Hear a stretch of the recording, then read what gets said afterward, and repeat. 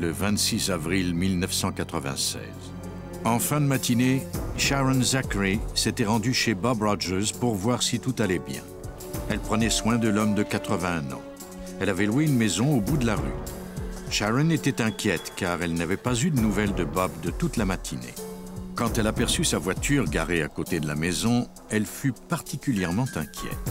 Il ne la garait jamais à cet endroit. De plus, il n'avait pas répondu à ses nombreux appels téléphoniques. Son inquiétude monta encore d'un cran quand elle vit qu'on avait brisé le verre de la porte coulissante sur le côté de la maison. Elle courut chercher de l'aide. Sharon Zachary était en proie à la panique. Son ami Bob avait été victime de plusieurs vols au cours des derniers mois. Il semblait que c'était encore une fois le cas.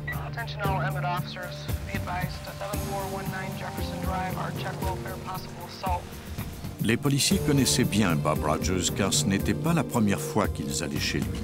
Cet homme conservait toutes sortes de choses et avait toujours d'importantes sommes d'argent dans la maison.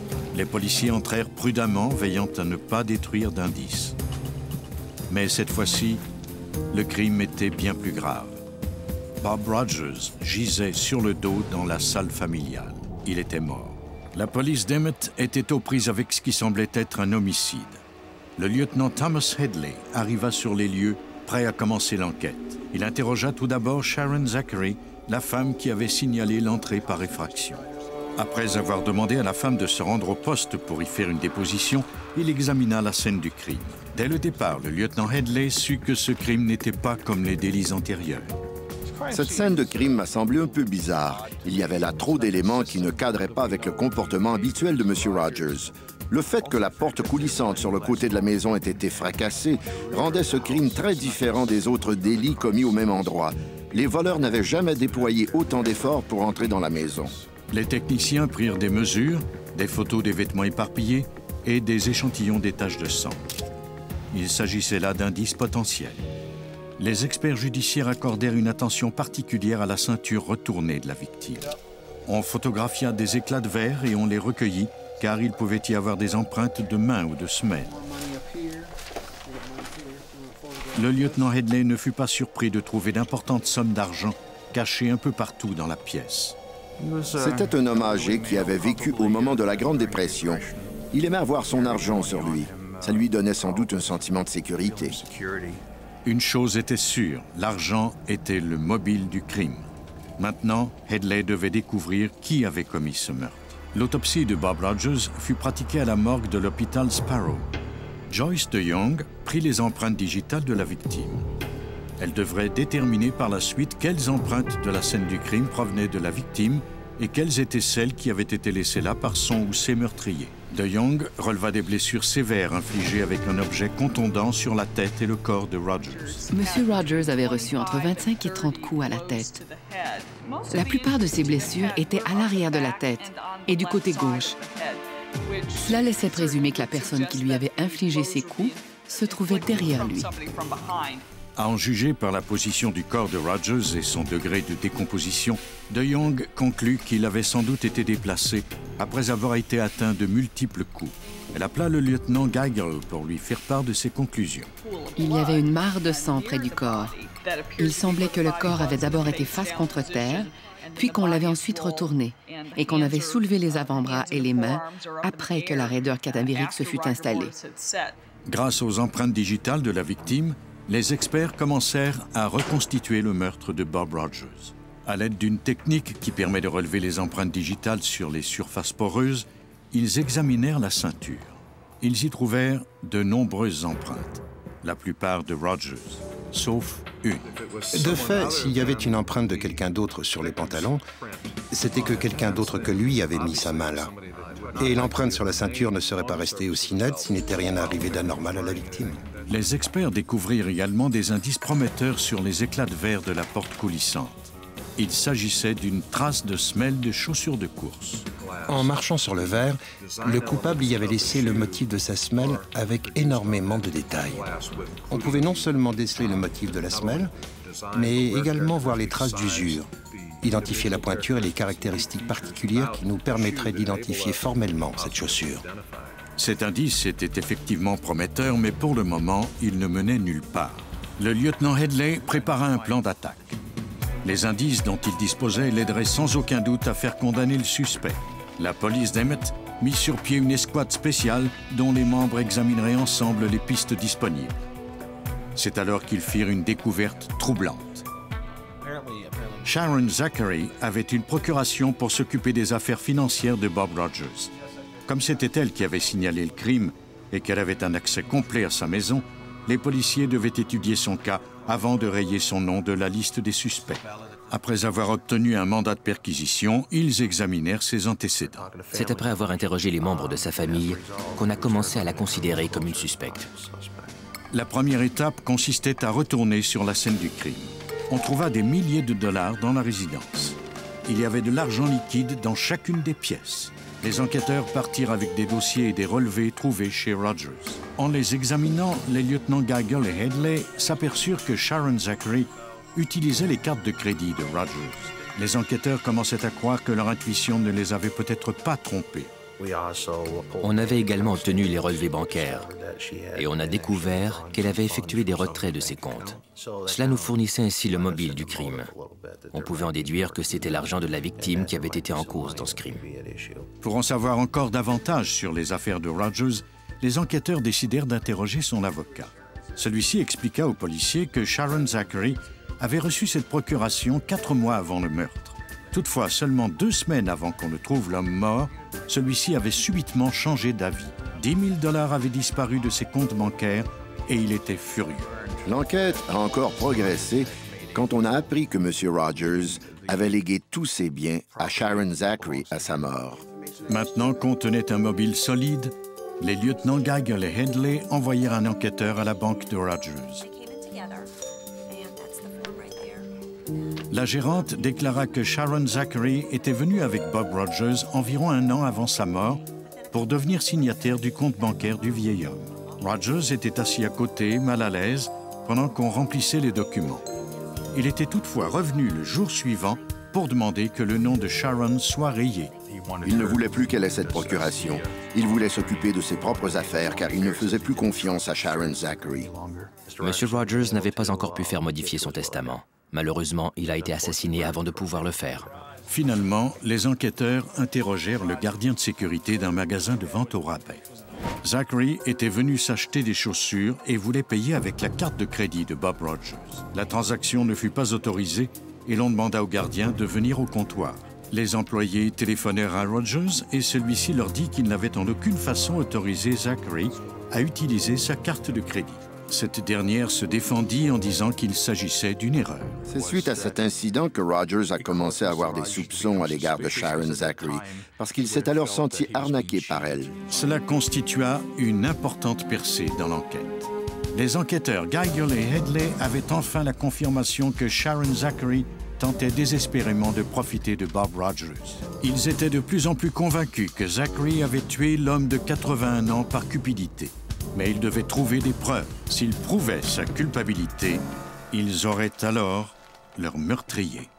On a tenté par tous les moyens de démontrer que Zachary avait fait des manœuvres financières frauduleuses. On voulait ainsi reconstituer tous les éléments du crime. Mais on n'avait pas encore trouvé l'arme. Les policiers firent alors une autre découverte. Le lieutenant Headley apprit qu'elle avait tenté d'obtenir les plans des terrains de Rogers. Ils en examinèrent des photos en se demandant pourquoi Sharon Zachary, qui avait loué une des maisons de Rogers, aurait voulu obtenir une copie des plans de ces terrains. Ils remarquèrent alors la présence de plusieurs plans d'eau sur les terrains du vieillard. Un des étangs pouvait être l'endroit idéal pour cacher l'arme d'un crime. 3 étangs jouxtaient la maison de M. Rogers. On s'est dit qu'on y avait peut-être jeté l'arme du crime. On a également constaté qu'un sentier menait de cet étang derrière la maison de Rogers à la maison de Sharon Zachary. Des plongeurs furent envoyés sur les lieux pour vérifier les plans d'eau. L'intuition des enquêteurs porta fruit, car les plongeurs en sortirent un morceau de tuyau mesurant 1 mètre. Au laboratoire, les experts examinèrent ce tuyau. Même si les chances étaient minces, il pouvait y avoir encore du sang dessus. Voici l'experte en sciences judiciaires, Marjorie Harris. Il y a des petits trous et des fissures qui permettent au sang de pénétrer dans l'arme elle-même. Si l'on trouve des crevasses sur un objet de métal, On peut parfois y trouver du sang accumulé et séché.